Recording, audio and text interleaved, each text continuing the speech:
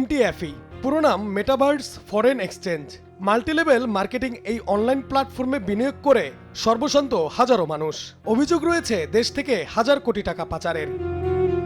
2022 সালের জুনে বাংলাদেশে কার্যক্রম শুরু করে MTFE। গ্রাহকদের দেয়া হয় ডলারে মুনাফার প্রলোভন।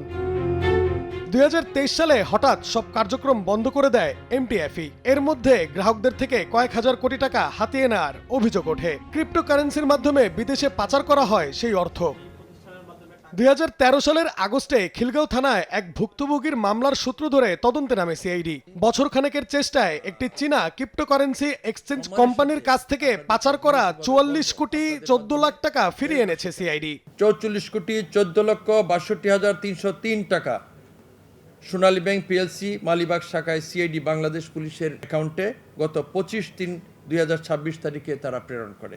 নতুন রিন গভীর থেকে পরিষ্কার করে কাপড়কে রাখে নতুনের মতো উজ্জ্বল। নতুন রিন অ্যাডভান্সড পাউডার। এই ঘটনা থেকে সতর্ক হয়ে অনলাইনে কোনো ধরনের প্রলোভনের ফাঁদে পা না দেওয়ার আহ্বান জানিয়েছে পুলিশ। সোনাদানার অর্থ, জমি বিক্রির টাকা, গয়না বিক্রির টাকা, এগুলি তারা এই সব প্ল্যাটফর্মে ইনভেস্ট করে সত্যিকার অর্থেই তারা ব্যাংকরাপ্ট হয়ে যাচ্ছে, দেউলিয়া হয়ে যাচ্ছে। ধাপে ধাপে বাকি টাকা দেশে ফিরিয়ে এনে আইনি প্রক্রিয়ায় গ্রাহকদের বুঝিয়ে দেওয়া হবে বলে জানিয়েছে সিআইডি। আমরা তো ইন্টারন্যাশনাল নাইম হাসান, সময় সংবাদ, ঢাকা। প্রতারণার মাধ্যমে বিদেশে